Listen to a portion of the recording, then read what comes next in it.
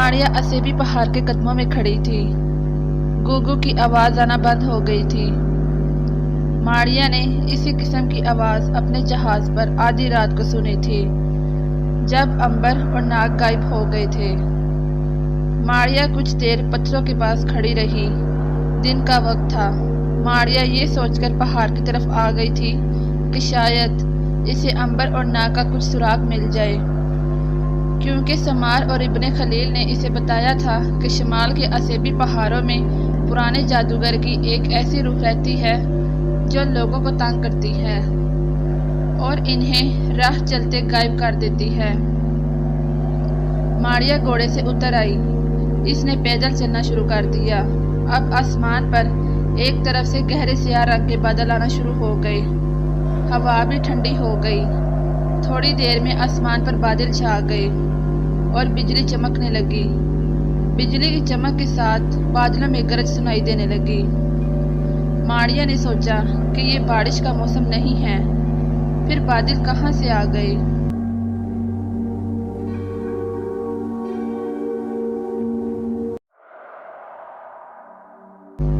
وہ چلتی چلتی ایک پہاڑی درے میں آ گئی۔ یہ درہ تنگ سا تھا اور اس کی دونوں جانب پہاڑ کھڑے تھے۔ وہ پہاڑوں کو دیکھتی اور ہر شے پر کان لگائے آگے آگے چلی آ رہی تھی۔ گھوڑا اس کے پیچھے پیچھے تھا۔ ماریا نے سامنے سے ایک مسافر کو آتے دیکھا۔ مسافر ادھیر عمر کا تھا۔ ماریا ایک طرف رک گئی۔ مسافر نے دیکھا کہ ایک گھوڑا اکیلا چلا آ رہا ہے۔ اس کے ساتھ کوئی سوار نہیں ہے۔ سوار تھا مگر مسافر ماریا کو دیکھ نہیں سکتا تھا۔ بجلی چمکی، بادل زور سے گرجا، گھوڑا ہنہنایا۔ ماریا نے اس کی گردن پر ہاتھ رکھ دیا۔ مسافر گھوڑے کے پاس آ کر اسے غور سے تکنے لگا۔ پھر مسافر نے گھوڑے کی باگ تھامنے کی کوشش کی۔ ماریا نے زور سے باگ اپنی طرف کھینچ لی۔ مسافر ٹھٹک گیا۔ اس نے دوسری بار گھوڑے پر قبضہ جمانے کی کوشش کی۔ ماریا نے زور سے مسافر کو دھکا دیا۔ وہ گر پڑا اور حیرانی سے گھوڑے کو دیکھنے لگا۔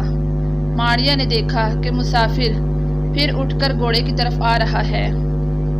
مسافر کا خیال تھا کہ یہ گھوڑا منہ زور ہے۔ ماریا نے سوچا کہ یہ کیا مصیبت اس کے پیچھے لگ گئی ہے۔ اس سے کسی نہ کسی طرح پیچھا چھڑانا چاہیے۔ اس نے زور سے ایک چیخ ماری۔ چیخ کی آواز سن کر مسافر کے چکے چھوٹ گئے۔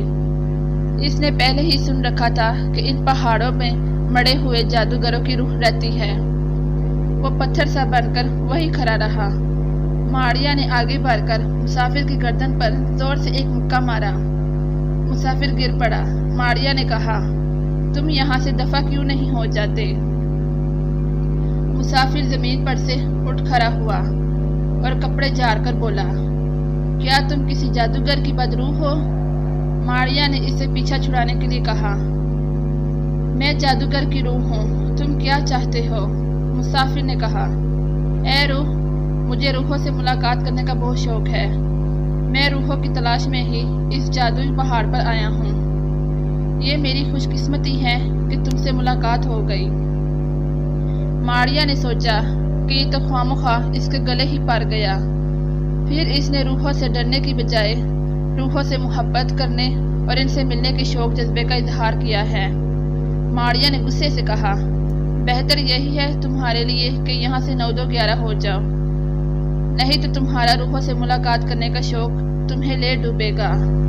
مسافر بولا، اے روح، اگر میں تمہاری تلاش میں مر بھی جاؤں تو مجھے افسوس نہیں ہوگا۔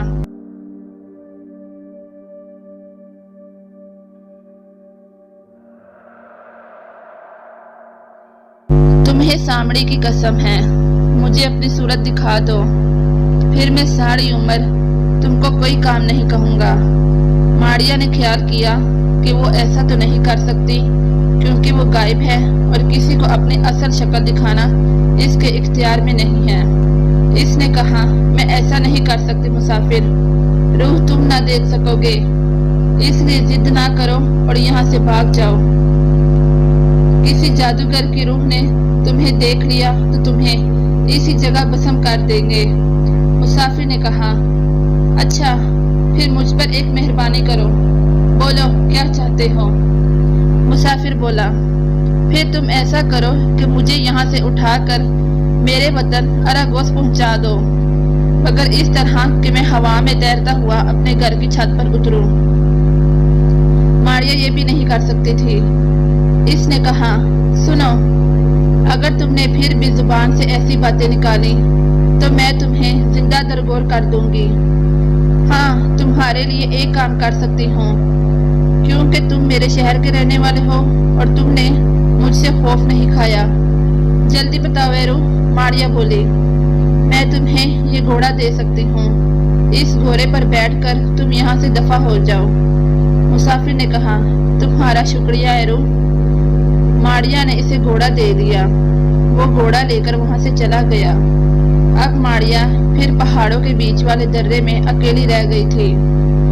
اس نے قدم بڑھا کر آگے چلنا شروع کیا۔ آسمان پر بادل اسی طرح گرج رہے تھے۔ ماریا کے لیے بارش کی صورت میں سر چھپانے کو جگہ نہیں تھی۔ ماریا تھوڑی دور گئی تھی کہ اس نے ایک نوجوان گٹریے کو دیکھا جو اپنی بکریوں کو لیے شاید بارش سے بچنے کے لیے اپنے گھر کی طرف بھاگا جا رہا تھا۔ ماریا کے دل میں خیال آیا کہ وہ اس گٹریے سے اس درے اور پہاڑوں کے بارے میں پوچھے۔ اس نے گٹریے کے قریب آ کر کہا، اے نوجوان چرواہے، کیا تم بتاؤ گے کہ یہ سیبی پہاڑ کہاں جا کر ختم ہوتے ہیں؟ گٹریا پہلے تو ڈرا۔ ماریا نے جھٹ کہا، سنو چرواہے، میں ایک بڑی ہی بے ضرر اور شریف روح ہوں۔ میں بڑی دور سے یہاں اپنے ایک بھائی ناگ کی تلاش میں آئی ہوں۔ وہ میرے جہاز پر سے غائب ہو گیا ہے۔ چرواہے نے ڈرتے ڈرتے کہا، اے نیک روح، میں تم سے اس لیے بات کرتے زیادہ گھبرایا نہیں کیونکہ اس پہاڑ کے دامن میں اکثر ایسی آوازیں آیا کرتی ہیں۔ سنو نیک روح، یہ پہاڑ آگے جا کر ختم ہو جاتا ہے۔ دوسری طرف ایک گہری کھائی ہے۔ اس پہاڑ پر جھیل بھوت رہتے ہیں۔ اگر تم نیک روح ہو تو خدا کے لیے یہاں سے چلی جاؤ، کیونکہ یہاں ایک ایسے جادوگر کی روح رہتی ہے جو زندہ انسانوں کو اٹھا کر لے جاتی ہے۔ اس وادی میں ہر سال 6-7 نوجوان گم ہو جاتے ہیں اور اگلی صبح کو ان کی ہڈیاں یہاں پتھروں میں پڑی ہوئی ملتی ہیں۔ ماریا نے کہا، چرواہے، میں اس جادوگر سے نہیں ڈرتی۔ مجھے یہ بتاؤ کہ تم نے میرے ناگ بھائی کو یہاں کہیں دیکھا ہے؟ وہ نوجوان ہے اور اس کا رنگ سانولا ہے۔ چرواہے نے کہا، نیک روح، میں نے اس کی شکل کے کسی نوجوان کو نہیں دیکھا۔ مجھے تم پر ترس آ رہا ہے کیونکہ میں نے بڑے بوڑھوں سے سنا ہے کہ پہاڑ کے جادوگر کی روح نیک دل اور معصوم روح کو اپنے جال میں جکڑ لیتی ہے اور پھر اسے اپنی مرضی کے مطابق کام لیتی ہے۔ ماریا بولی، بھائی تم گھبراؤ نہیں، مجھے کوئی نقصان نہیں پہنچا سکتا۔ اچھا، اب میں جاتی ہوں۔ بادل گرج رہے ہیں، شاید بارش ہو۔ یہ بتاؤ، یہاں بارش سے بچنے کے لیے کوئی جگہ ہے؟ چرواہے نے کہا، ان پہاڑیوں میں کوئی ایسی جگہ نہیں ہے، مگر تم تو روح ہو، تمہیں بارش سے بچنے کی کیا ضرورت ہے؟ ماریا باتوں ہی باتوں میں بھول گئی تھی کہ وہ روح نہیں ہے، آخر وہ انسان تھی۔ کب تک جھوٹ بول کر روح بنی رہتی؟ کہنے لگی، معاف کرنا بھائی، میں جب زندہ تھی وہ ڈر اب تک میری روح کے ساتھ ساتھ آ رہا ہے۔ اچھا، خدا حافظ، خدا حافظ۔ چرواہا بکریوں کو ہانک کر آگے نکل گیا۔ ماریا اسی جگہ کھڑی سوچنے لگی کہ اب اگر بارش شروع ہو گئی تو کہاں جائے گی۔ اس نے ایک طرف کو چلنا شروع کر دیا۔ دور اسے درختوں کا ایک جھنڈ دکھائی دیا۔ اس کا خیال تھا کہ وہ بارش میں ان درختوں کے نیچے پناہ لے سکے گی۔ اب وہاں ایسا ہوا کہ جادوگر کی روح اتفاق سے ادھر سے گزر رہی تھی۔ اس نے جو دیکھا کہ وادی کا چرواہا کسی عورت سے باتیں کر رہا ہے اور عورت اسے دکھائی نہیں دیتی تو وہ چکر کھا گیا۔ اس نے چرواہے کے قریب آ کر ان دونوں کی باتیں سننی شروع کر دی۔ ان کی باتوں سے جادوگر نے اندازہ لگا لیا کہ ماریا کسی کی روح نہیں ہے، بلکہ کسی نے زبردستی جادو کے اثر سے اسے غائب کر دیا ہے، کیونکہ اگر وہ روح ہوتی تو سب سے پہلے اس کا جسم غائب ہو گیا ہوتا، لیکن اس کا جسم غائب تھا اور روح نہیں تھی۔ جادوگر کی باتیں کھل گئی۔ اسے اسی طرح کی ایک عورت چاہیے تھی جو غائب ہو، کسی کو دکھائی نہ دیتی ہو اور انسان بھی ہو۔ وہ ایسی عورت سے بہت سے کام لینا چاہتا تھا۔ جب ماریا اکیلی رہ گئی تو جادوگر نے اس شخص کا خیال دماغ میں اتارا جس کا نام ناگ تھا اور جس کی تلاش میں ماریا گھوم رہی تھی۔ اس نے جلدی سے ناگ کا جھوٹا روپ پڑا اور ماریا کے سامنے آ گیا۔ ماریا نے جو ناگ کو دیکھا تو خوشی سے چیخ کر بولی، ناگ بھائی تم کہاں ہو؟ تم کہاں تھے اتنے دن سے؟ جادوگر جو کہ ناگ کی شکل میں تھا ہاتھ پھیلا کر بولا، ماریا بہن میں خود تمہاری تلاش میں تھا، خدا کا شکر ہے کہ تم مل گئی۔ ماریا نے پوچھا، امبر بھائی کہاں ہیں؟ جادوگر نے سوچا کہ ضرور یہ امبر بھی اس عورت ماریا کا کوئی بھائی ہوگا اور گم ہو گیا ہوگا۔ اس نے کہا وہ اس پہاڑ کے اندر ایک جگہ پر آرام کر رہا ہے۔ ماریا بہن آؤ اس کے پاس چلتے ہیں۔ ماریا کو بھلا کیا اعتراض ہو سکتا تھا؟ اس کا بھائی ناگ اس کے سامنے تھا۔ وہ بڑی خوشی سے ناگ کے ساتھ چل پڑی۔ جادوگر ناگ کی شکل میں ماریا کو ساتھ لے کر پہاڑ کے درے سے نکل کر ایک بہت بڑی چٹان کے سامنے آ گیا۔ ماریا نے پوچھا، یہ چٹان کیسی ہے بھائی ناگ؟ جادوگر نے کہا، ماریا بہن ہم بڑی مشکل سے ایک جادوگر کے جنگل سے بچ کر نکلے ہیں۔ میں امبر کو غار کے اندر چھوڑ کر تمہیں لینے یہاں آیا ہوں۔ آؤ اندر چل کر امبر سے ملتے ہیں۔ جادوگر نے چٹان کے پہلو میں ایک پتھر کو دبایا۔ چٹان آہستہ آہستہ پڑے ہٹنا شروع ہو گئی۔ جب وہ پوری طرح کھسک گئی تو جادوگر ناگ بنا ماریا کو ساتھ لے کر غار کے اندر آ گیا۔ اب وہ ایک لمبی سی سرنگ میں سے گزر رہے تھے۔ ماریا نے کہا، ناگ بھائی آخر تم لوگ یہاں کیسے آ گئے؟ تمہیں کس نے غائب کر دیا؟ میں نے ایک بڑی خوفناک آواز سنی تھی۔ اس کے بعد دھماکہ سا ہوا اور میں نے اوپر جا کر دیکھا تم دونوں غائب تھے۔ جادوگر بولا،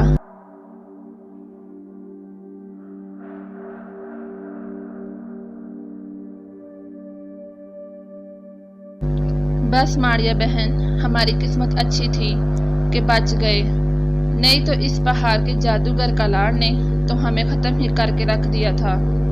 ماریا نے پوچھا، کیا اس پہاڑ کے جادوگر کا نام کالار ہے؟ جادوگر بولا، ہاں کالار جادوگر اس کا نام ہے۔ وہ بہت طاقتور جادوگر ہے۔ میرا خیال ہے وہ تمہیں بھی شاید دیکھ سکتا ہے، مگر خیر اب تو ہم نے اسے یہاں سے بھگا دیا ہے۔ بھگا دیا ہے؟ ماریا نے خوش ہو کر کہا۔ جادوگر نے کہا، ہاں ماریا بہن ہم نے جادوگر کالار کو یہاں سے بھگا دیا ہے۔ اب وہ کسی مسافر کی روح قبض نہیں کر سکے گا اور کسی زندہ انسان کو غائب کر کے ہڑپ نہیں کرے گا۔ ماریا بولی، شاباش میرے بھائیوں، تم نے انسانوں کی بھلائی کے لیے یہ ایک ایسا کام کیا ہے کہ میرا سر فخر سے بلند ہو گیا ہے۔ جادوگر ہنس کر بولا، یہ تو ہمارا فرض ہے ماریا بہن، ہم انسان کی بھلائی کا جذبہ ہی لے کر گھر سے نکلے تھے۔ کیا تمہیں یاد نہیں کہ ہم نے ایک بار سمندر میں ہزاروں لوگوں کو ڈوبنے سے بچایا تھا؟ ماریا نے کہا، وہ کب ناگ بھائی؟ جادوگر گھبرا گیا کیونکہ ناگ کے ساتھ ایسا کوئی حادثہ پیش نہیں آیا تھا۔ اس نے جھٹ سے کہا، ارے بھائی معاف کر دینا ماریا بہن، مجھ سے غلطی ہو گئی۔ دراصل تم لوگوں کے پاس آنے سے پہلے میں نے ایک بار ایک کشتی کے مسافروں کو سمندر میں ڈوبنے سے بچایا تھا۔ ماریا ہنس پڑی، تم کتنے نرم دل ہو میرے بھائی۔ غار کے آگے جا کر ایک چشمے پر آ گئی جہاں ایک دروازے میں سے سیڑھیاں نیچے جاتی تھیں۔ ماریا نیچے جاتے ہوئے بولی، مجھے تو یہاں سے ڈر لگتا ہے بھائی۔ کیا امبر اس کے نیچے تہ خانے میں بیٹھا ہے؟ جادوگر نے کہا۔ خوب پہچانا تم نے ماریا بہن، ہاں امبر ان سیڑھیوں کے نیچے ایک تہ خانے میں لیٹا آرام کر رہا ہے۔ کیا تم اس کے پاس نہیں چلو گی؟ کیوں نہیں ناگ، میں اپنے بھائی امبر سے ضرور ملوں گی۔ تو پھر میرے ساتھ ساتھ نیچے آؤ۔ ماریا جادوگر کے پیچھے پیچھے سیڑھیاں اتر کر تہہ خانے میں آ گئی۔ ماریا کو کسی وقت خیال سا آتا کہ ناگ کی آواز کچھ بدلی سی ہے۔ چہرے پر بھی وہ ناگ کے چہرے پر ایسی شگفتگی اور تازہ پن نہیں تھا، لیکن پھر وہ اس خیال کو دل سے نکال دیتی۔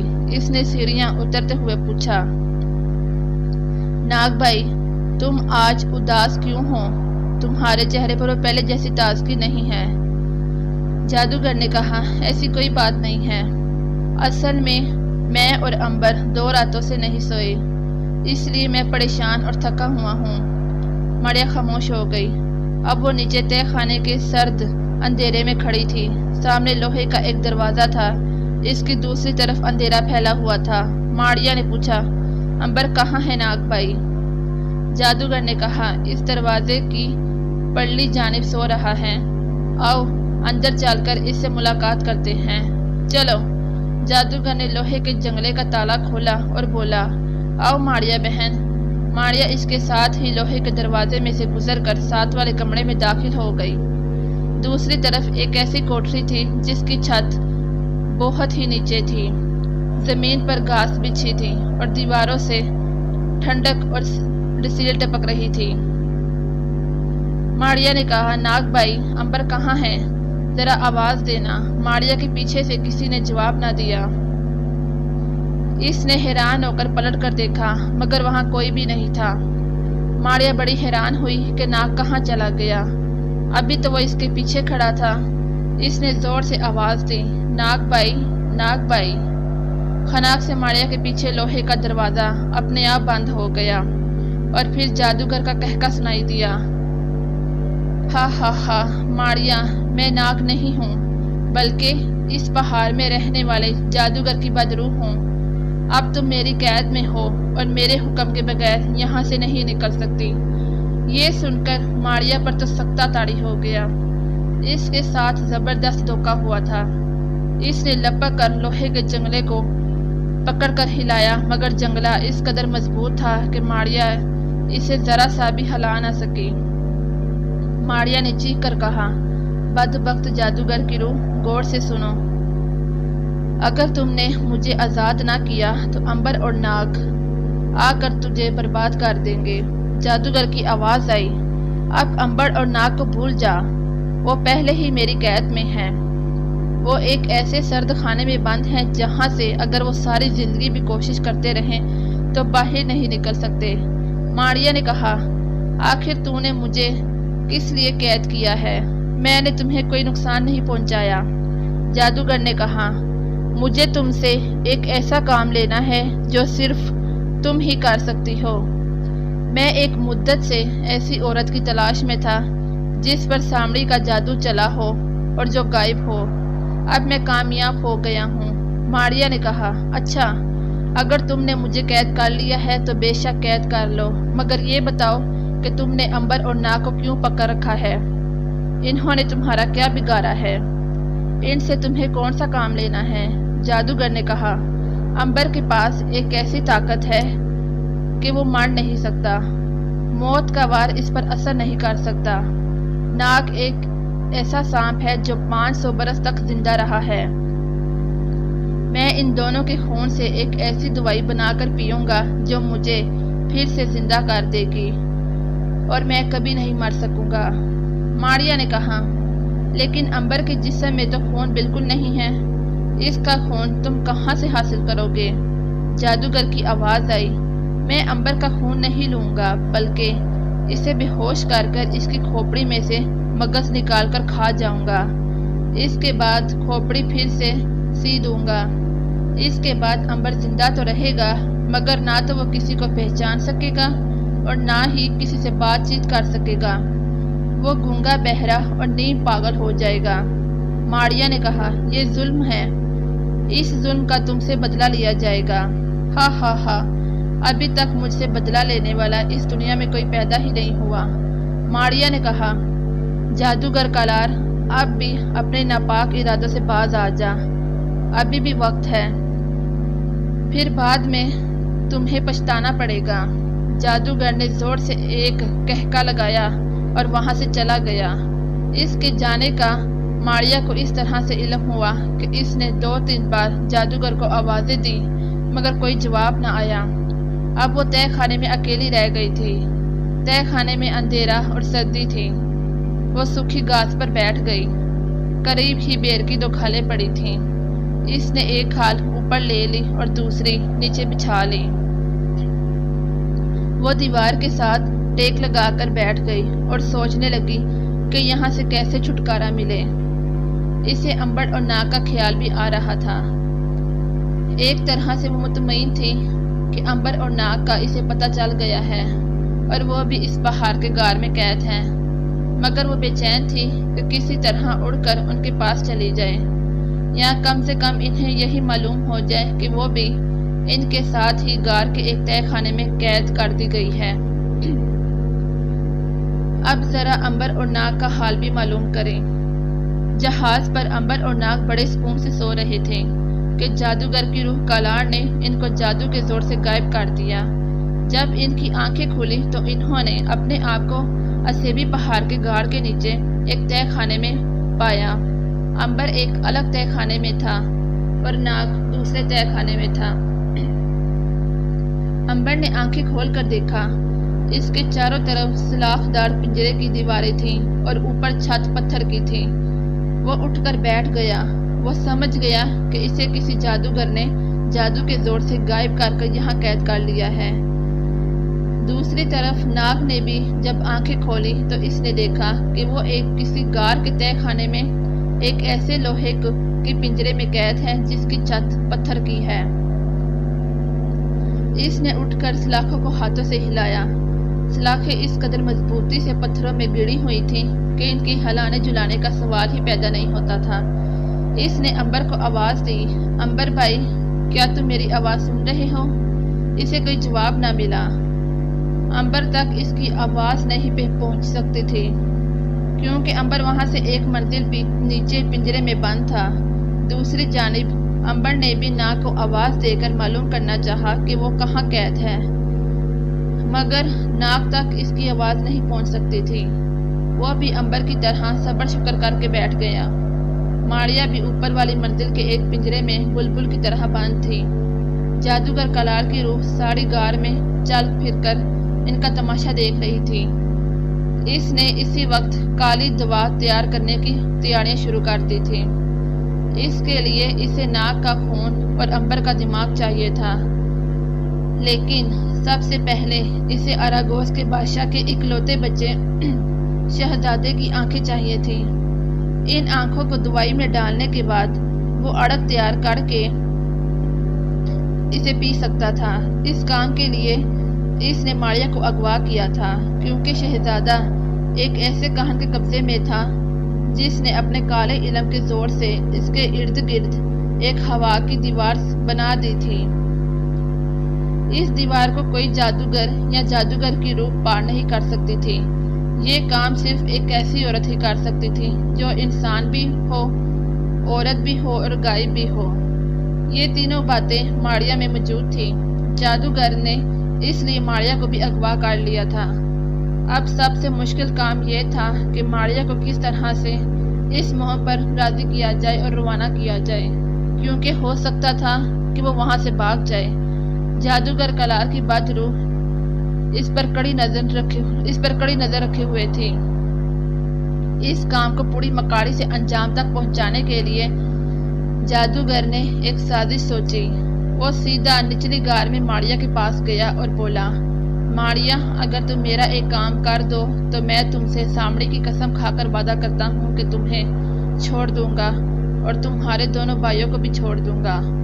ماریا نے پوچھا، وہ کون سا کام ہے؟ مجھے بتاؤ۔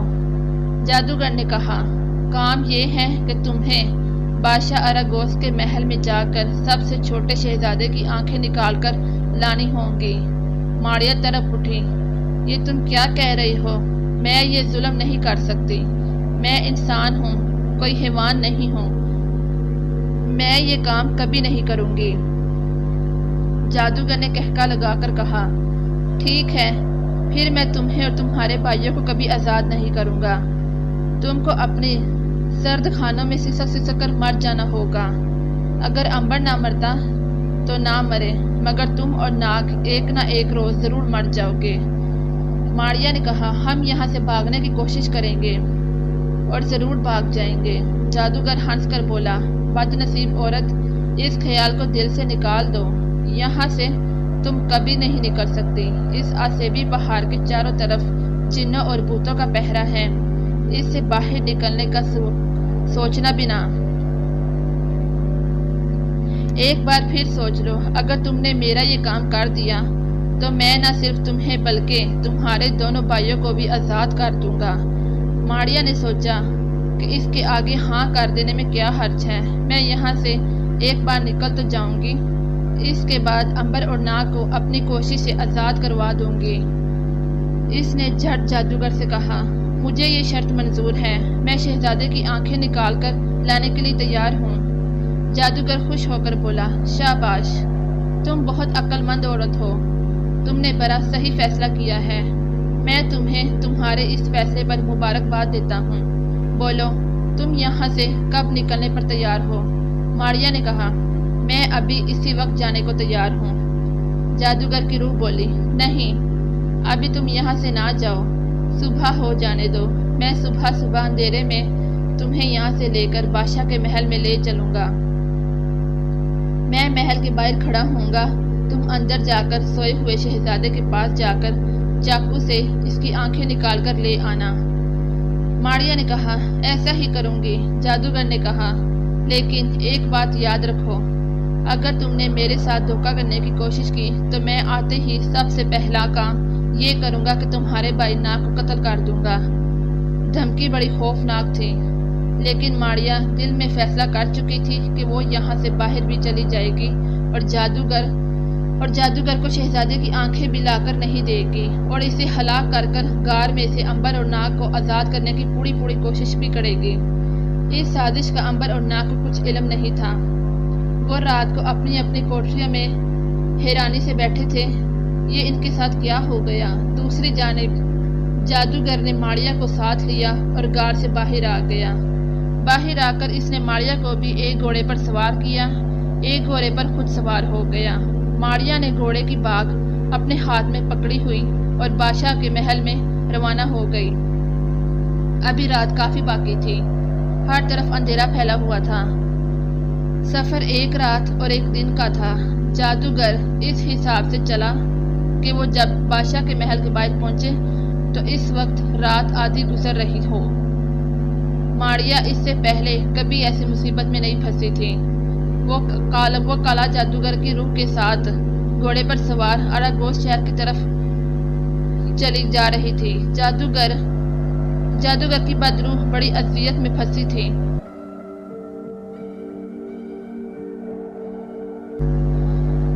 ماریا اس سے پہلے کبھی ایسی مصیبت میں نہیں پھنسی تھی۔ وہ کالار جادوگر کی روح کے ساتھ گھوڑے پر سوار اراگوس شہر کی طرف اڑی چلی جا رہی تھی۔ جادوگر کی بدروح بڑی اذیت میں پھنسی تھی۔ وہ اپنے کالے جادو کے زور سے بڑی طاقتور بن گئی تھی۔ وہ ماریا کو ہر طرح سے اپنے قبضے پر کیے ہوئے تھی۔ ماریا اگر اس سے الگ ہونا بھی چاہے تو کوئی فائدہ نہیں تھا، اس لیے کہ امبر اور ناگ اس خبیث جادوگر کی قید میں تھے۔ وہ یہ بدروح واپس جا کر بڑی آسانی سے ناگ کو قتل کر سکتا تھا اور امبر کو یہ نقصان پہنچا سکتا تھا کہ اس کی کھوپڑی میں سے دماغ نکال لے اور اسے پاگل بنا دے۔ ماریا بڑی کشمکش میں الجھی ہوئی تھی۔ وہ بھاگنا بھی چاہتی تھی مگر بھاگ نہیں سکتی تھی، بس جادوگر کی روح کے ساتھ چلی جا رہی تھی۔ جادوگر نے اپنے کالے جادو کے زور سے ایک انسان کی شکل اختیار کی ہوئی تھی، جبکہ ماریا اپنے گھوڑے پر غائب تھی۔ ساری رات وہ صحراؤں اور میدانوں میں سفر کرتے رہے۔ صبح کے وقت انہوں نے ایک جگہ آرام کیا، ناشتہ کیا اور پھر شاہی محل کی جانب چل پڑے۔ دوپہر تک انہوں نے سفر کیا۔ دوپہر کو تھوڑا سا آرام کیا، تیسرے پہر وہ بھی چل پڑے۔ شام ہو گئی، پھر رات سر پر آ گئی، آسمان پر ستارے چمکنے لگے۔ رات کے پہلے پہر کے گزرنے کے بعد انہیں شہر اراگوس کی فصیل پر چلتی ہوئی روشنیاں دور سے نظر آنا شروع ہو گئیں۔ گھوڑوں پر سفر کرتے ہوئے وہ شہر کی فصیل کے پاس آ گئے۔ جادوگر نے ماریہ سے کہا، اب تمہارا کام شروع ہوتا ہے، یاد رکھو اگر تم نے مجھے ذرا سا بھی دھوکہ دینے کی کوشش کی تو میں تم کو کبھی معاف نہیں کروں گا، میں امبر اور ناگ کو جاتے ہی ختم کر دوں گا، اس لیے تمہاری بھلائی اسی میں ہے کہ جس طرح میں کہتا ہوں اسی طرح کرتی چلی جاؤ۔ ماریہ نے کہا، جیسا تم کہو گے ویسا ہی میں کروں گی، میں تمہارے قابو میں پھنس گئی ہوں، میں تم سے دھوکہ کر کے اپنے دونوں بھائیوں کی زندگیوں سے نہیں کھیل سکتی، اس لیے تم بے فکر رہو۔ دل میں ماریہ یہ بھی سوچ رہی تھی کہ وہ شہزادے کی آنکھیں کبھی نہیں نکالے گی، لیکن جادوگر کو بھی آنکھیں دکھانی ضروری تھیں۔ اس نے خدا سے دعا کی کہ وہ اسے آزمائش میں سے کامیاب نکال دے۔ وہ شہر کی فصیل کے بڑے پھاٹک کے سامنے آ کر رک گئی۔ ماریہ نے کہا، اب شہر میں تم کیسے داخل ہوگے؟ میں تو اس لیے داخل ہو جاؤں گی کہ مجھے کوئی نہیں دیکھ سکے گا۔ جادوگر ہنسا اور کہنے لگا، تم مجھے کیا سمجھتی ہو؟ کیا میں دودھ پیتا بچہ ہوں؟ میرے ساتھ چلو، ہم دونوں اس دروازے میں سے گزریں گے اور اس شان سے گزریں گے کہ سب پہرے دار اور سپاہی مجھے سلام کریں گے۔ ماریہ خاموشی سے جادوگر کے پیچھے پیچھے گھوڑے پر چل پڑی۔ اب جادوگر نے کوئی جادو کیا اور اپنے اوپر پھونک ماری تو اس کا لباس شہزادوں جیسا ہو گیا۔ وہ آگے آگے چل پڑا اور پیچھے پیچھے ماریہ آنے لگی۔ ماریہ اپنے گھوڑے پر دکھائی نہیں دے رہی تھی، اس کا گھوڑا خالی تھا۔ پہرے داروں نے جب ایک شہزادے کو بڑے ٹھاٹھ کے ساتھ آتے دیکھا تو انہوں نے آگے بڑھ کر فوراً دروازہ کھول دیا اور ادب سے جھک کر سلام کیا اور کہا، حضور کس ملک سے تشریف لا رہے ہیں؟ جادوگر نے گردن اٹھا کر کہا، ہم کالار جادوگر کے ملک کے شہزادے ہیں اور آپ کے بادشاہ سلامت سے ملاقات کرنے جا رہے ہیں، تشریف لے چلیں حضور۔ جادوگر بڑی شان سے گردن اٹھائے ماریہ کے گھوڑے کی باگ تھامے دروازے میں سے نکل گیا۔ پہرے داروں اور سپاہیوں نے اس بات کو محسوس کیا کہ یہ کیسا شہزادہ ہے کہ اپنے ساتھ ساتھ ایک خالی گھوڑے کو بھی لیے پھر رہا ہے اور پھر اس کے ساتھ کوئی حفاظت کرنے والا دستہ بھی نہیں ہے۔ پھر انہوں نے سوچا کہ شاید یہ شہزادہ جنگل میں اکیلا شکار کر رہا ہو اور کسی خاص کام سے بادشاہ سے ملاقات کرنے آ گیا ہو۔ فصیل کے اندر جا کر جادوگر نے ماریہ کی طرف دیکھ کر کہا،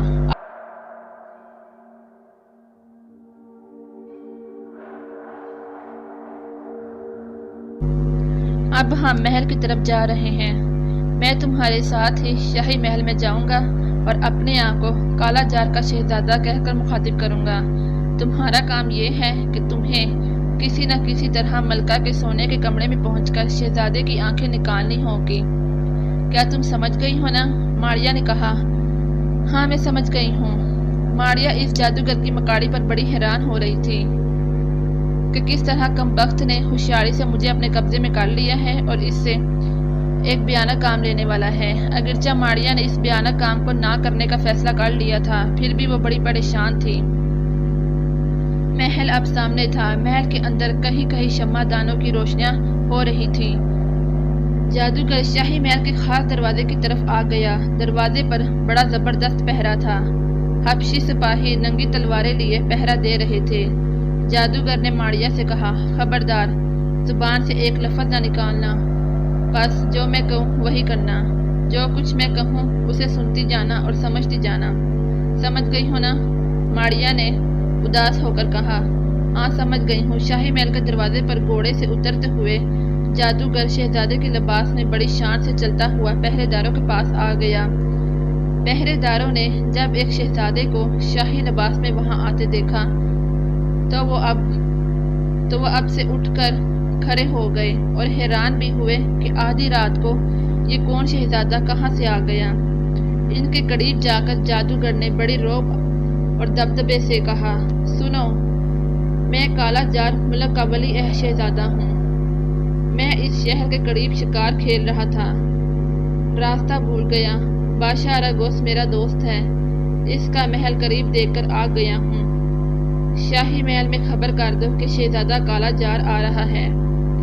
جو حکم جناب عالی، آپ شاہی مہمان خانے میں تشریف رکھیں۔ کوتوال جادوگر شاہی مہمان خانے میں آ گیا۔ ماریہ بھی خالی گھوڑے پر بیٹھی اس کے ساتھ ساتھ چل پڑی۔ شاہی مہمان خانے میں آ کر کوتوال نے ہاتھ باندھ کر کہا، شہزادہ صاحب آپ تھوڑی دیر یہاں آرام کریں، میں ابھی بادشاہ سلامت کو خبر دیتا ہوں۔ جادوگر بولا، لیکن ٹھہرو، ہم نہیں چاہتے کہ بادشاہ سلامت کو تم اس وقت پریشان کرو، ہم باقی رات آرام کریں گے۔ بادشاہ سلامت کو بھی آرام کرنے دو، ہم صبح ان سے ملاقات کریں گے۔ جو حکم سرکار، کوتوال نے جھک کر کہا۔ آپ اس شاہی مہمان خانے میں آرام کریں، یہاں آپ کو کسی قسم کی تکلیف نہیں ہوگی، آپ کا ہر طرح سے خیال رکھا جائے گا، میں صبح آپ کی خدمت میں حاضر ہو جاؤں گا۔ کوتوال جھک کر سلام کر کے چلا گیا۔ جادوگر نے شاہی لباس اتارا اور شاہی بستر پر لیٹ گیا۔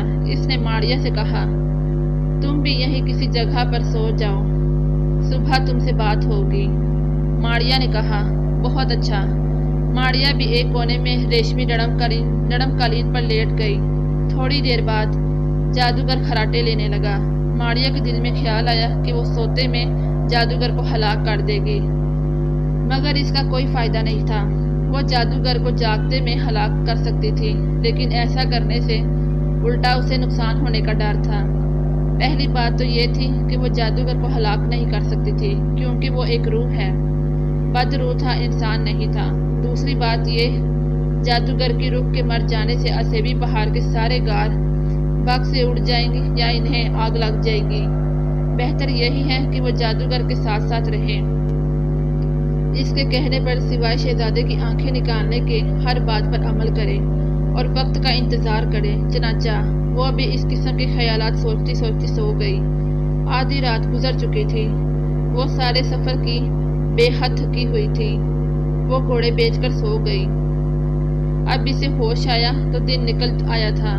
شاہی مہمان کی چاندی سونے کی کھڑکیوں میں سے سنہری سنہری سورج کی روشنی اندر آ رہی تھی۔ جادوگر پہلے ہی اٹھ چکا تھا۔ شاہی ملازم ناشتہ لے کر آ گئے۔ کوتوال نے جھک کر سلام کیا اور کہا، شہزادہ سلامت، بادشاہ سلامت کو آپ کی تشریف لانے کی خبر دی گئی ہے۔ بادشاہ سلامت آپ سے ملاقات کرنا چاہتے ہیں۔ جادوگر نے کہا، ہم ابھی حاضر ہوتے ہیں۔ کوتوال واپس چلا گیا۔ اس کے جادوگر نے کہا، سنو ماریہ، بادشاہ سے ملاقات کرنے میں مجھے سوائے اس کے اور کوئی فائدہ نہیں ہے کہ میں بجائے جنگل میں چھپ کر تمہارا انتظار کرنے کے شاہی محل میں بیٹھ کر تمہارا انتظار کروں۔ میں بادشاہ سے ملنے جا رہا ہوں۔ تمہارا یہ کام ہے کہ تم ابھی شاہی محل میں جا کر یہ معلوم کرو کہ ملکہ شہزادے کو لے کر کہاں سوتی ہے۔ تم واپس اس کمرے میں آ جانا۔ ماریہ نے کہا، بہت اچھا۔ ماریہ جادوگر کے ہر حکم پر بہت اچھا کہنے پر مجبور تھی۔ جادوگر شاہی لباس پہن کر بادشاہ سے ملاقات کرنے چلا گیا۔ بادشاہ نے جادوگر کو کالا جار کا سچ مچ شہزادہ سمجھا اور اس سے مل کر بڑا خوش ہوا۔ اس نے کہا، شہزادہ صاحب، آپ نے کوئی پہلے سے آنے کی اطلاع نہیں دی۔ آپ اگر ہمیں پہلے سے اطلاع کرتے تو ہم آپ کا بڑی گرمجوشی سے استقبال کرتے۔ ہم اپنی فوج لے کر شہر کے دروازے پر آ جاتے۔ جادوگر نے کہا، بس حضور، ایسا ہوا کہ ہم اکیلے ہی اپنے شوق کے مارے شکار کے لیے شاہی محل سے نکل کھڑے ہوئے۔ ہمارا خیال تھا کہ ہم تو ایک روز میں شکار کھیل کر واپس چلے جائیں گے، مگر ہم راستہ بھول گئے اور پورا دن جنگل میں بھٹکتے رہے۔ وہ تو ہماری خوش قسمتی تھی کہ ہمیں آپ کے محل کی روشنیاں نظر آ گئیں، نہیں تو نہ جانے ابھی ہمیں کتنی پریشانی اٹھانا پڑتی۔ بادشاہ نے کہا، یہ ہماری خوش قسمتی ہے کہ آپ ہمارے محل کی روشنیاں دیکھ کر ہمارے محل کی طرف تشریف لے آئیں۔ جادوگر نے بڑی مکاری سے کہا، ہمارے ابا جان نے آپ کو شہزادہ صاحب کی پیدائش پر مبارکبادی کے تحائف روانہ کیے تھے، جو آپ نے بڑی محبت سے قبول کر لیے تھے۔ ہمیں بھی شہزادہ صاحب کی پیدائش پر بڑی خوشی ہوئی تھی۔ بادشاہ نے کہا، آپ کے ابا جان بڑے محبت کرنے والے ہیں، نیک دل بادشاہ ہیں، ہمیں ان کی مبارکباد اور تحائف وصول کر کے بڑی خوشی ہوئی۔ جادوگر نے کہا، خیر سے ولی عہد کی عمر اب 7-8 ماہ کی ہو گئی ہوگی۔ بادشاہ نے کہا، نہیں شہزادہ صاحب، ولی عہد تو اب چشم بد دور 1 برس کا ہو گیا ہے، اور اس کی نگہبانی کرے گا دیوتا۔ بڑی خوشی ہوئی یہ سن کر۔ ویسے آپ اس کی بڑی رکھوالی کیا کریں، اسے دشمنوں کی بری نظر سے بچا کر رکھیں۔ بادشاہ نے کہا، دیوتا ہماری نگہبانی کرے، آپ فکر نہ کریں، ہم نے ولی عہد کی حفاظت کا پورا بندوبست کر رکھا ہے۔ میرا مطلب ہے آپ اسے بڑی خاص جگہ پر سلایا کریں جہاں دشمن چڑھ بھی نہ پائے اور اسے مار بھی نہ سکے۔ بادشاہ نے کہا،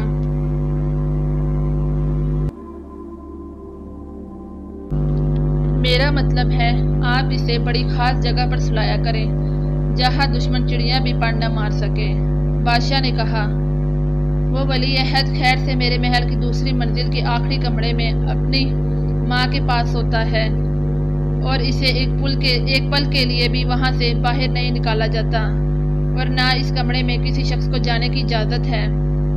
جادوگر بولا، یہ سن کر بڑی خوشی ہوئی کہ آپ نے ولی عہد کی حفاظت اور اسے دشمن کی نظر سے بچانے کا پورا انتظام کر رکھا ہے۔ ولی عہد ہماری جان ہے۔ شہزادہ صاحب، اتنے عرصے کے بعد ہمارے محل میں امید کی کرن پھوٹی ہے، ہم تو اس کی حفاظت میں اپنی جان بھی قربان کر دیں گے۔ بادشاہ کے اس خیال پر جادوگر نے خوش ہو کر کہا، ولی عہد کے ساتھ ہماری دعائیں اور نیک تمنائیں بھی ہیں، ہم اس کی زندگی اور لمبی عمر کے لیے دعا گو ہیں، دیوتا اسے اپنی پناہ میں رکھیں۔ جادوگر کی ان چکنی چپڑی باتوں سے بادشاہ بہت خوش ہوا۔ اس نے جادوگر کی بڑی آؤ بھگت کی۔ جادوگر کچھ دیر وہاں بیٹھا رہا، پھر بادشاہ سے اجازت لے کر واپس اپنے شاہی مہمان خانے میں آ گیا۔ اس نے شہزادے کے بارے میں جو معلومات حاصل کرنی تھی وہ کر لی۔ اسے یہ معلوم ہو گیا تھا کہ شہزادہ شاہی محل کے دوسری منزل میں ملکہ کے ساتھ کسی خاص کمرے میں سو رہا ہے۔ جادوگر نے شاہی مہمان خانے میں آ کر ماریہ کو آواز دی، ماریہ، کیا تم کمرے میں ہو کہ یہاں سے چلی گئی ہو؟ ماریہ اسے نظر نہیں آتی تھی، وہ آواز دے کر ہی اس سے بات کر سکتا تھا۔ ماریہ وہاں موجود نہیں تھی۔ جادوگر سمجھ گیا کہ ماریہ اپنے خاص کام پر گئی ہوگی۔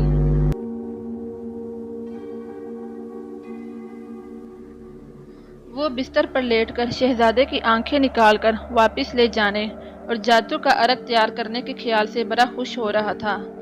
ماریہ شاہی مہمان خانے سے نکل کر محل میں چلنے پھرنے لگی۔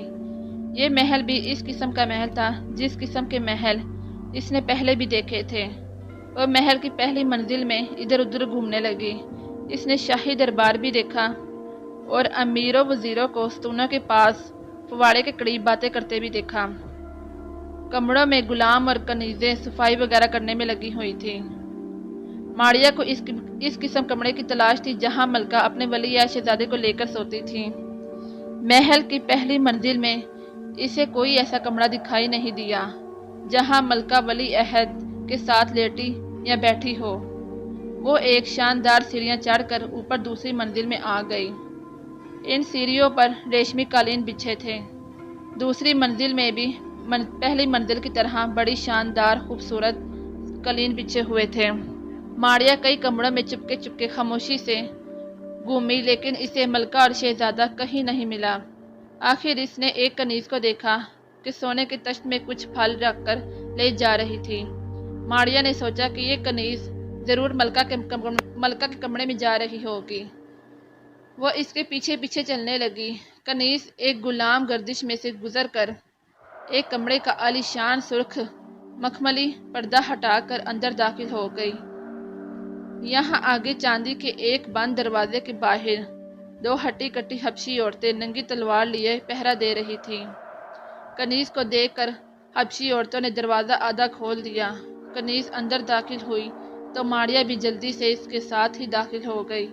اتفاق سے ماریہ کی اندر داخل ہوتے ہی ایک حبشی عورت سے چھو گئی کوہنی۔ اس عورت نے چونک کر کنیز کی طرف دیکھا۔ ماریہ کی کوہنی اس وقت چھوٹی تھی جبکہ وہ 2 قدم آگے نکل گئی تھی۔ حبشی عورت کو وہاں سوائے کنیز کے اور کوئی دکھائی نہ دیا۔ وہ چکر میں آ گئی اور خاموش رہی۔ ماریہ نے اندر جا کر دیکھا کہ وہ دیواروں پر ریشمی پردے پڑے ہیں۔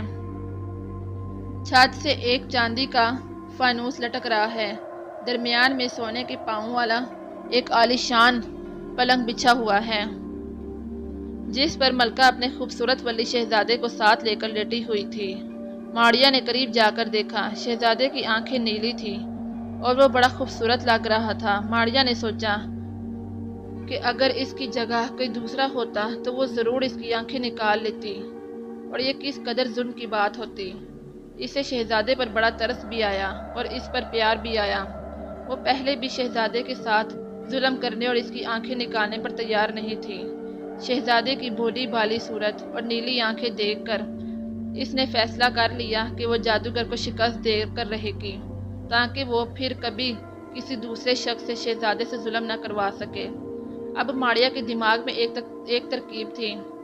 اس نے دل میں یہ ٹھان لی تھی کہ وہ کسی طرح سے کسی بکری کے بچے کی نیلی آنکھیں حاصل کر کے جادوگر کو جا کر دے دے گی، اور یہی کہے گی کہ وہ شہزادے کی آنکھیں ہیں۔ اسے یہ خبر نہیں تھی کہ جادوگر امبر اور ناگ کو پھر بھی قید رکھنا چاہے گا۔ ماریا وہاں سے نکل کر سیدھی باورچی خانے میں آ گئی۔ وہ کسی ایسے بکرے کے بچے کی تلاش میں تھی جس کی آنکھیں نیلی ہوں۔ شاہی باورچی خانے کے لیے بکڑیاں کہاں ہوتی ہیں؟ ایک غلام کو اس نے باتیں کرتے سنا۔ وہ شاہی باورچی کہہ رہا تھا، جناب عالی، اگر قورمے کے لیے گوشت کم ہو اور بکرا لے آؤں؟ شاہی باورچی بولا، ہاں، ایک بکرا حلال کر کے لے آؤ۔ جو حکم جناب عالی۔ غلام یہ کہہ کر باہر نکل گیا۔ ماریا یہی چاہتی تھی۔ وہ جلدی سے غلام کے ساتھ ہی باہر نکل گئی۔ غلام وہاں سے نکل کر 2-3 سیڑھیاں اتر کر ایک باڑے میں آ گیا جہاں کتنی ہی بکریاں اور بکرے بندھے ہوئے تھے۔ ماریا نے ایک ایک کر کے بکریوں کو دیکھنا شروع کر دیا۔ وہ کسی ایسی بکری یا بکرے کی تلاش میں تھی جس کی آنکھیں نیلی ہوں۔ اس نے آدھی سے زیادہ بکریاں دیکھ لیں، لیکن کسی کی آنکھیں نیلی نہیں تھیں۔ اس نے دیکھا کہ غلام ایک بکری کے بچے کو اٹھا کر پیار کر رہا ہے۔ ماریا جھٹ اس کے پاس گئی۔ غلام شاہی رکھوالی سے کہہ رہا تھا، آج ملکہ عالم کے لیے اس بکرے کے بچے کے کباب تیار ہوں گے، میں اسے بھی لیے جا رہا ہوں۔ شاہی رکھوالے نے کہا، ضرور لے جائیں جناب، ضرور لے جائیں۔ ماریا نے دیکھا کہ بکری کے بچے کی آنکھیں بالکل شہزادے کی آنکھوں کی طرح تھیں۔ ماریا خوش ہو گئی، اس کا مقصد پورا ہو گیا تھا اور ولی عہد شہزادے کی زندگی بچ گئی تھی۔ وہ غلام کے ساتھ ساتھ چلنے لگی۔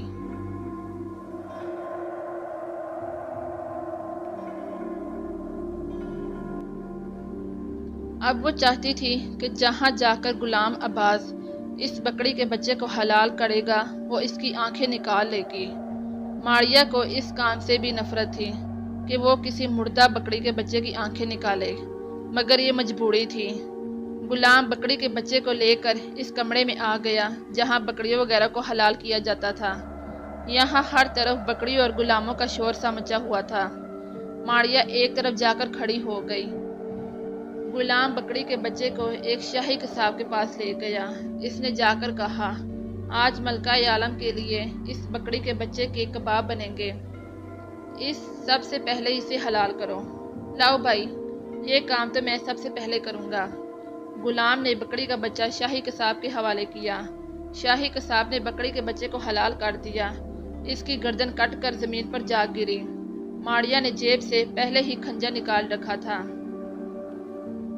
جو گردن کٹ کر زمین پر گری پڑی تھی۔ ماریا لپک کر اس کی طرف گئی۔ اس نے گردن اٹھا کر پاس رکھی، اسے غور سے دیکھا اور پھر خنجر نکال کر بکری کے مردہ بچے کی آنکھیں کھرچ کر جیب میں ڈال لی۔ آنکھیں نکال کر ماریا جلدی سے وہاں سے اٹھی۔ اس نے گردن پرے پھینکی۔ شاہی قصاب نے دیکھا کہ بکری کے بچے کی سری اس کے پاس آ کر گری ہے اور اس کی دونوں آنکھیں نہیں ہیں۔ شاہی قصاب نے چیخ مار کر کہا، اس کی آنکھیں کون کھرچ کر لے گیا؟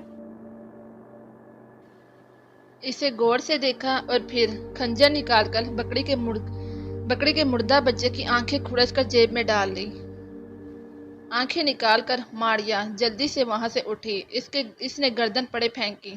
شاہی قصاب نے دیکھا کہ بکری کے بچے کی سری اس کے پاس آ کر گری ہے اور اس کی دونوں آنکھیں نہیں ہیں۔ شاہی قصاب نے چیخ مار کر کہا، اس کی آنکھیں کون کھرچ کر لے گیا؟ وہاں ایک شور مچ گیا کیونکہ بکری کی آنکھوں پر جادو کیا جاتا تھا، مگر ماریا وہاں سے جا چکی تھی۔ وہ سیدھی شاہی مہمان خانے میں آ گئی۔ ابھی تک جادوگر بادشاہ سے ملاقات کر کے واپس نہیں آیا تھا۔ मारिया ने आंखों को गीले कपड़े में लपेटकर थैली में रखा और कमरे से बाहर निकल आई। वो अभी जादूगर को आंखें नहीं देना चाहती थी, क्योंकि इसी तरह जादूगर को यकीन नहीं आ सकता था कि मारिया ने इतनी जल्दी से शहजादे की आंखें हासिल कैसे कर ली। वो कुछ वक्त टालना चाहती थी। इधर उधर से घूम फिरकर जब मारिया कमरे में आई तो जादूगर वहां पहले ही मौजूद था। खटके की आवाज सुनकर जादूगर ने पूछा, क्या तुम मारिया हो? हाँ, मैं मारिया हूँ, मैं आ गई हूँ। जादूगर ने पूछा, क्या तुम देख आई हो कि वली ए शहजादा इस महल की कौन सी मंजिल और किस कमरे में अपनी वालदा के साथ सोता है? मारिया ने कहा, हाँ, मैं ये सब कुछ मालूम कर आई हूँ। वली ए शहजादा इस महल की दूसरी मंजिल के एक कमरे में मलका के साथ सोता है। इस कमरे के बाहर 2 हबशी औरतें नंगी तलवारें लिए हर वक्त पहरा देती हैं। जादूगर की मालूमात के मुताबिक मारिया बिल्कुल सच बोल रही थी। जो कुछ बादशाह से मालूम हुआ था, मारिया वही कुछ कह रही थी। इसने खुश होकर मारिया से कहा, बस अब तुम्हारा काम यह है कि आज या कल रात को किसी तरह से मलका के कमरे में जाकर शहजादे की आंखें निकाल कर ले आओ। मारिया ने कहा, यह काम तो मैं ज़रूर कर लूँगी, मगर इस तरह तो शहजादा बहुत शोर मचाएगा। कोई ऐसी तरकीब नहीं हो सकती कि शहजादा रो ना सके? वो पहले बेहोश कर दिया जाए। शेर जादूगर बोला, और तुम क्या मुझे अहमक समझती हो? मैं तो इसका पूरा बंदोबस्त कर रखा है।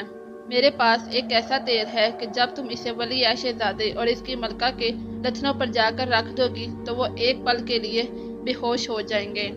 इस तरह वो आंखों के निकलने की तकलीफ से बच जाएंगे। मारिया ने कहा, शुक्रिया, बस मुझे किसी ऐसी ही दवाई या तेल की ज़रूरत थी। अब मैं आज ही रात को जाकर वली अहद की आंखें निकाल कर लाने को तैयार हूँ। जादूगर बोला, अगर तुम आसानी से आज रात ये काम कर सकती हो तो ठीक है। मुझे बादशाह के महल में शाही मेहमान खाने की हैसियत मिल चुकी है। मैं अगर चाहूँ तो इस शाही महल में अभी 6-7 रोज तक रह सकता हूँ। मारिया ने कहा, यह तो मैं आज आधी रात के बाद ही तुम्हें बता सकूंगी कि क्या सूरत हाल है। अगर मैं शहजादे को बेहोश करके इसकी आंखें निकालने में कामयाब हो गई तो फिर हमें ज़्यादा देर रहने की ज़रूरत नहीं है। जादूगर हंसकर बोला, मुझे यकीन है कि तुम ये काम आज ही कर लोगी, क्योंकि तुम जितनी देर लगाओगी तुम्हारे भाइयों को मेरी कैद खाने में इतनी ही तकलीफ उठानी पड़ेगी। मारिया बकरी की आंखें तो पहले ही निकाल कर ले आई थी। ये तो वो महज इसलिए कर रही थी कि जादूगर को यकीन आ जाए कि वो शहजादे की आंखें हैं।